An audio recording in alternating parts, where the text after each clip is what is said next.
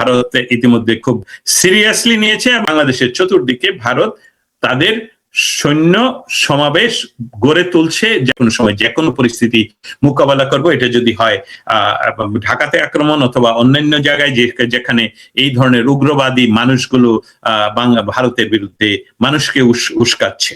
অভ্যন্তরে যে জঙ্গি, স্পেশালি বলছি যে এই যে একটি আবুল হাসনাত ছেলেটা যেভাবে আঙ্গুল তুলে কথা বলছিল, এটা ভারত ইতিমধ্যে খুব সিরিয়াসলি নিয়েছে এবং তাকে আমার দৃঢ় বিশ্বাস ইতিমধ্যে যুক্তরাষ্ট্র সহ ইউরোপিয়ান ইউনিয়ন সহ এমনকি যে সকল অন্যান্য আন্তর্জাতিক সংস্থায় ভারতের সদস্য পদ রয়েছে তাদের সকলের সাথে তারা ইতিমধ্যে আলাপ করেছেন। এটা যে বাংলাদেশের অভ্যন্তর থেকে আমাদের ইন্টিগ্রিটির উপর আক্রমণ হওয়ার সমূহ সম্ভাবনা দেখা দিচ্ছে।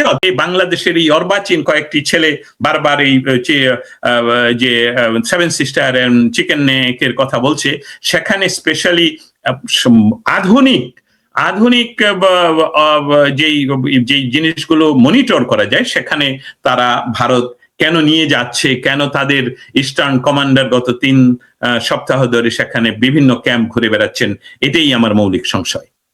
ভারত এবং বাংলাদেশের মধ্যে একটা উত্তপ্ত পরিস্থিতি তৈরি হচ্ছে বা হয়েছে, অর্থাৎ বাংলাদেশে গত কয়েকদিন পর্যন্ত যে জঙ্গিবাদী বা উগ্র মৌলবাদী গোষ্ঠী যেভাবে ভারতকে উস্কানি দিচ্ছে, যুদ্ধের আহ্বান করেছে, আর সবকিছু মিলে ভারতীয় দূতাবাসে কিংবা কর্মকর্তাদের ঢাকা, চট্টগ্রাম, খুলনায় যে অবস্থা তৈরি করেছে তা নিয়ে ভারতের দিল্লিতেও আবার অস্বস্তিকর পরিস্থিতি তৈরি হয়েছিল। এসব মিলিয়ে এই যে ভারত বাংলাদেশের নতুন সম্পর্ক, এই নতুন সম্পর্কটা নিয়ে অনেক ধরনের কথাবার্তা, কূটনৈতিক নানান কিছু চলছে।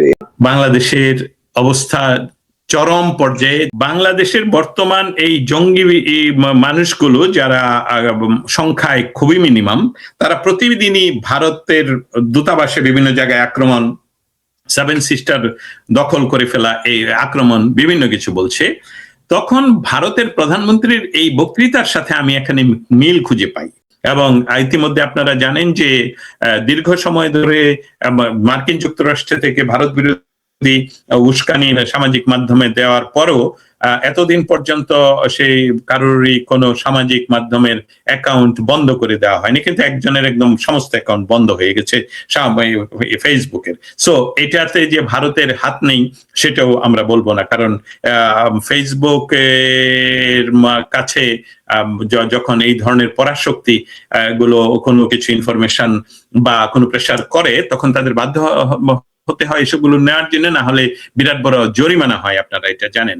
আর আরেকটা বিষয় হলো যে আন্তর্জাতিক পরিমণ্ডলে ভারতের যে অবস্থান অর্থনৈতিক, সামরিক এবং টেকনোলজিক্যাল, তার কিয়দংশে মানে তার কোনো অংশেই আমাদের বর্তমান ইন্টারিম গভর্নমেন্ট যেই পাকিস্তানের জন্য ভারতকে উস্কাচ্ছে তার এটা ধোপে টিকবে না। অতএব বাংলাদেশের অভ্যন্তরে তারা বাংলাদেশের এই উগ্রবাদী ছেলেগুলোকে ধরে নিয়ে আসা বা তাদেরকে তাদেরকে ধ্বংস করে দেওয়া, এটা তাদের জন্য ওয়ান টু ম্যাটার। ধন্যবাদ। আমি মনে হয় আপনার প্রশ্নের উত্তর সরাসরি দিতে পারলাম সর্বশেষ। এক এক করে বাংলাদেশের যে অবস্থাটা, যারা এখনো বিশ্বাস করেন যে কোনো গণতান্ত্রিক নির্বাচনে যা বাংলাদেশ বিরোধী এই ধরনের সন্ত্রাসী গোষ্ঠী যদি কোনো ক্রমে সরকার বা বিরোধী দলে বসতে পারে, তাহলে বাংলাদেশের গণতান্ত্রিক ব্যবস্থাপনা, যেটা নিয়ে আমাদের মৌলিক আলোচনা, ৭১ কেন, বিজয় দিবসে কেন, এই ব্যবস্থাটাকে তারা পুরাপুরি অস্বীকার করবে। তারই একটি বলবো যে রিহার্সাল আমরা দেখলাম।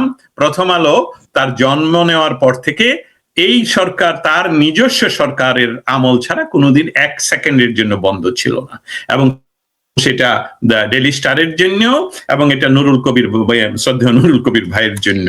শ্রদ্ধেয় বলছি, উনি আমাদের অগ্রজ, কিন্তু উনাকে যেভাবে অপমান অপদস্থ করা হলো, কিন্তু এই সরকারের একটি ঘনিষ্ঠ সাপোর্টার, এসবগুলো ওনাদের স্তম্ভ এই সরকারের।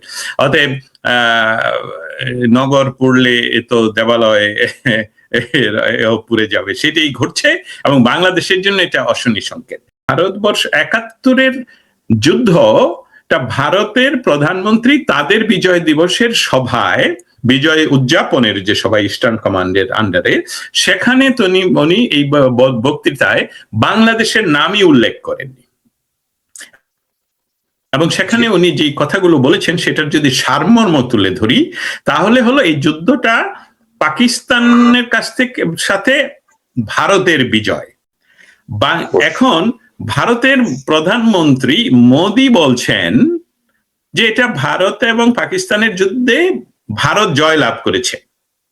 এখানে আমরা এটা নোট করে রাখি, এটা খুব ডেঞ্জারাস একটা তথ্য বাংলাদেশের ভবিষ্যতের জন্য।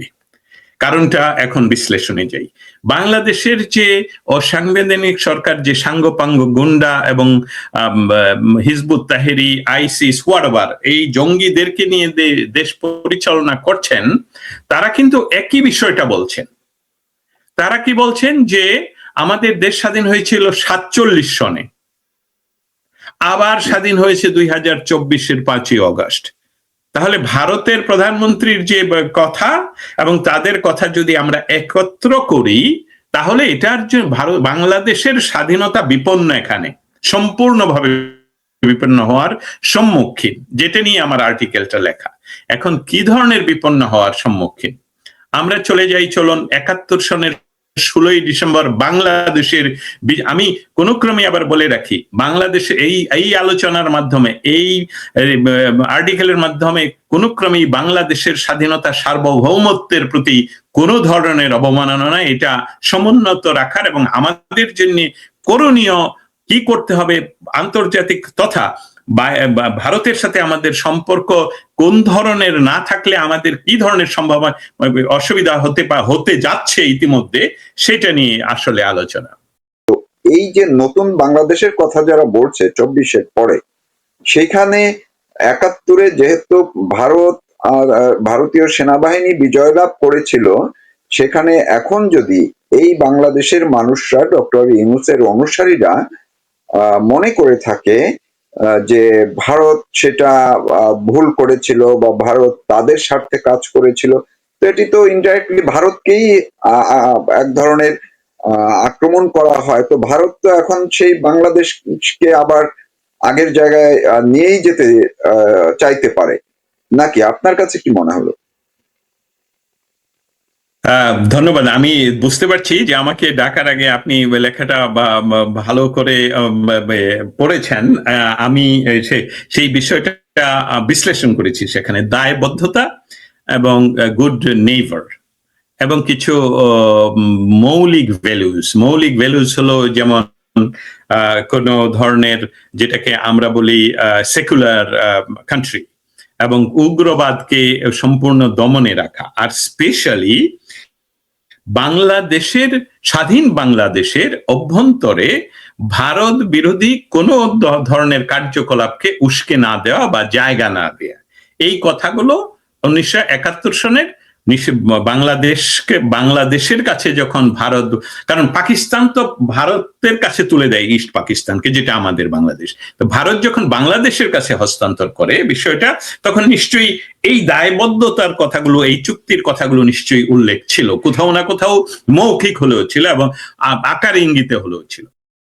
অতএব এখানে ভারতের ছিল আমাদের বাংলাদেশের স্বাধীনতাকামী মানুষের প্রতি নিঃশর্ত সমর্থন, কিন্তু ভারত যুদ্ধ করেছে আসলেই পাকিস্তানিদের সাথে, যখন পাকিস্তান অ্যাগ্রেশন করে। অতএব এটা আবারও বলছি, দায়বদ্ধতা বাংলাদেশের আভ্যন্তরীণ জায়গা ভারতের বিচ্ছিন্নতাবাদী সংগঠনদের কাছে দেয়া, যেটা বিএনপি সরকারের সময় দেওয়ার জন্য ভারত আসলে খুব বিপদ বলবো এরকম, যে ভারতের জন্য খুব ডিস্টার্বিং ছিল, যেটা 2008 সন থেকে 2024 সন পর্যন্ত ভারত বাংলাদেশের সাথে একটা বন্ধুত্বপূর্ণ সম্পর্ক অবস্থা থাকার জন্য 71-এর স্বাধীনতার মৌলিক যে চুক্তিপত্র বা মৌলিক যে মিউচুয়াল আন্ডারস্ট্যান্ডিং দুই দেশের, সেটা বিরাজমান ছিল বলেই এতদিনে এই অঞ্চলে কোনো ধরনের উগ্রবাদ হয়নি। কোন ধরনের বলতে, যেটা শেখ হাসিনা সরকার নিয়ন্ত্রণ করেছে ভারতের সহযোগিতায়, ভারতের উলফার কথা বলতে পারি। গত এই কয়েকগুলো বছরে তারা কখনোই আর মাথাচাড়া দিয়ে উঠতে পারে নাই। এমনকি বর্তমান যে বাংলাদেশের ভিতরে বাংলাদেশের আভ্যন্তরীণ যে সন্ত্রাসী দল ছাত্র শিবির, তারা কোনোদিন নাম নিয়ে মাঠেই নামতে পারেনি। ও আরো অন্যান্য যে জঙ্গি গোষ্ঠীগুলো তারা সম্পূর্ণ নিয়ন্ত্রণে ছিল। অতএব এটা শুধু ভারতের জন্যই শান্তির অবস্থা ছিল না, এটা বাংলাদেশের মানুষের জন্য একটা চরম শান্তির অবস্থান ছিল। এবং বাংলাদেশ, নেপাল, ভুটান, আমি শুধু এটা এখানে এক্সট্রা বলে দিতে চাই, এটা এই আর্টিকেলের বিষয় নয়, এই গত 15 বৎসরে বাংলাদেশের মানুষ প্রথমবারের মতন এই অঞ্চলগুলোতে ফ্রিলি ট্রাভেল করার সুবিধা নিয়েছিল। তারা ভ্রমণে নেপালে যেত, নর্মালি ভুটান যেত। বাংলাদেশের এই ট্যুরিজম, বাংলাদেশিরা যে বাইরে যাচ্ছে সেটার উপর যে কোনো কড়াকড়ি নয়, সেটা এই সময়ে ছিল। অতএব আবারও ফিরে যাই, দায়বদ্ধতা এবং বাংলাদেশের আভ্যন্তরীণ বিষয়ে যেহেতু পুরাপুরি 71-এর যে মৌলিক ভ্যালুস গুলোর উপর ভারত বাংলাদেশ নামক জায়গাটা ইস্ট পাকিস্তান হিসেবে পাকিস্তানের কাছ থেকে যুদ্ধ করে দখল করে বাংলাদেশের হাতে তুলে দেয়, তারা যদি বাংলাদেশের এই জঙ্গি গোষ্ঠী যেহেতু বলছে 47-এর বিজয় এবং আবার 2024-এর 5ই অগস্ট বিজয়, অতএব 71 যদি না থাকে তাহলে এই অংশটা ভারত নিশ্চয়ই, আমি ভয় পাচ্ছি ভারত যদি বলে বসে তাহলে তো এটা আমাদের দখলদারি, তখন একটা দীর্ঘকালীন সংকট এখানে সৃষ্টি হবে। বাংলাদেশ যে জঙ্গি সংগঠনগুলো আছে বা জঙ্গিবাদী যারা ভারতকে উস্কানি দিচ্ছে, ভারত যদি মনে করে যে এরা আসলেই এই জঙ্গিরা ভারতের হুমকি, যে কোনো সময় কি ভারত অন্তত পক্ষে বাংলাদেশের ভিতরে এই জঙ্গিদের খুঁজতে পারে, মানে ভারতের শত্রুদেরকে খুঁজতে পারে কিনা? ধন্যবাদ, আপনি আরো খুলে দিলেন বিষয়টাকে। আসলে বিষয়টা এত সেন্সিটিভ, ন্যাশনাল সিকিউরিটি যেমন ভারতের প্রধান ইস্যু, সেটা আমাদের সার্বভৌমত্বের ইস্যু। অতএব কথাগুলো এখানে খুবই সতর্কতার সাথে উচ্চারণ করার চেষ্টা করছি। বিষয়টা হলো যেটা আপনি বললেন, ভারত ইতিমধ্যে অনেকবারই, এমনকি ভারতের পররাষ্ট্রমন্ত্রী জয়শঙ্কর যখন ওয়াশিংটন ডিসিতে গত 2 বছরে অনেকবার এসেছেন, আমি বলছি এই 16 মাসের বিষয়ে, ওনাদের এম্বাসিতে ওনাকে প্রশ্ন করার সুযোগ হয়েছিল। সেখানে উনি বারবার বলেছেন যে আমরা এই অঞ্চলে আমাদের ইন্টারনাল এবং টেরিটোরিয়াল ইন্টিগ্রিটি, ক্রস বর্ডার উগ্রবাদ, এই সকল বিষয়ে আমরা আমাদের সমস্ত ক্ষমতা প্রয়োগ করব, এটা উইদাউট এনি ডিসকাশন। এর মধ্যে এই যে ভারতীয় দূতাবাসে হামলার ঘটনা ঢাকা, চট্টগ্রামে, খুলনায়, এর পরপর গত 2 দিনের মধ্যেই বাংলাদেশের সেনাপ্রধান এবং ভারতের সেনাপ্রধানের মধ্যে কথা হয়েছে, যেইটি আজকে আমাকে জানিয়েছেন আমার লাইভ প্রোগ্রামেই আমাদের গৌতম লাহিড়ী দাদা, তিনি জানিয়েছেন 2 সেনাপ্রধানের মধ্যে কথা হয়েছে এবং বাংলাদেশের সেনাপ্রধান আশ্বস্ত করেছেন ভারতীয় সেনাপ্রধানকে যে তারা যে কোনো ভাবেই হোক বাংলাদেশে তাদের যে প্রতিষ্ঠানগুলো, তাদের যে জনবল আছে তাদেরকে রক্ষা করবে। কিন্তু তারপরও আজকেই আবার দেখলাম যে এই জঙ্গিবাদী কিছু গোষ্ঠী বা লোকজন তারা সরাসরি 7 সিস্টারকে বিচ্ছিন্ন করে দেওয়ার মতো হুমকি ধমকিও দিয়েছে, আরো কিছু হত্যা করার হুমকি টুমকি দিয়েছে। তাহলে কি ভারতের সেনাপ্রধান আসলে বাংলাদেশের সেনাপ্রধানের আশ্বাসে কি আশ্বস্ত আসলে হতে পারেন? আপনার কি মনে হয়? আমি ধন্যবাদ আপনার এই তথ্যটা আমাকে দেওয়ার জন্য। এটা খুব নতুন তথ্য, আমার কাছেও তথ্যটা আছে, কিন্তু এটাকে বিশ্লেষণ করতে হবে অন্য পর্যায়ে। ভারত যে কাজগুলো করে, ভারতের জন্মের পর থেকেই ভারত অ্যাগ্রেসর হয় না। শ্রীমতী ইন্দিরা গান্ধী সমস্ত কিছু করেছিলেন আমাদের মুক্তিযোদ্ধাদের বা মুজিবনগর সরকারকে সহযোগিতা করার জন্য, কিন্তু উনি নিজে কখনোই ভারতীয় সৈন্য বাহিনী বাংলাদেশে পাঠাননি যতদিন না পর্যন্ত পাকিস্তান তাকে আক্রমণ করেছে। ঠিক একই পলিসিতে এখনো পর্যন্ত ভারত জানে, ইতিমধ্যে ওয়াকার সম্বন্ধে ভারতের না জানার আর কিছু নেই, কিন্তু যেহেতু বাংলাদেশকে তাদের বলতে হবে, বলার ওইটা হলো ডিপ্লোম্যাটিক এবং এটা মিলিটারি কমিউনিকেশন, যে আমরা কিন্তু দেখতে পাচ্ছি তুমি কিছুই করছো না, সো আমরা যখন করব তখন সামনে এসে দাঁড়ায়ও না, টিকতে পারবে না। আমি যদি খাস বাংলা মানে একদম ডিপ্লোম্যাটিক ওয়ার্ডিং ছাড়া বলি আর কি, তখন সে বলছে আচ্ছা আমরা অবশ্যই এটা রক্ষা করব। কিন্তু রক্ষা যে করছে না সেটা তো আমরা দেখতে পাচ্ছি প্রতিদিন। কারণ একটি বিষয় হলো যে এই ছেলেগুলোর পেছনে কোনো রাজনৈতিক নেই, শক্তি নেই, তাদের রাজনৈতিক ইতিহাস নেই, তাহলে তাদের শক্তি আসে কোত্থেকে? তারা পাওয়ার কিভাবে? পাওয়ার তো অনলি আর্মি তাদেরকে কিছু করে না বলে, তাই তো?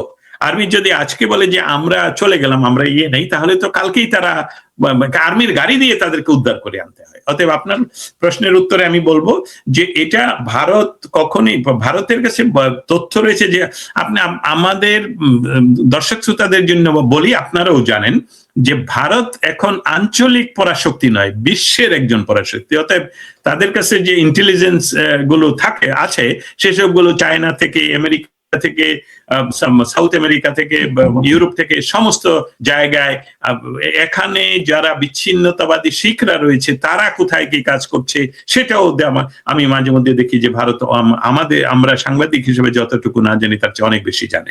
অতএব বাংলাদেশের অভ্যন্তরে যে বিষয়গুলো করছে সেটা তাদের কাছে একেবারেই আমি মনে করি নস্যি, যে কোনো সময় এটা করে দিতে পারে। কিন্তু বাংলাদেশে যেহেতু একটি সরকার, তারা বলছে ইন্টারিম গভর্নমেন্ট, তারা নির্বাচন দিবে, ততক্ষণ পর্যন্ত তারা সেই সরকারের সাথে কমিউনিকেশনটা রাখতে চায়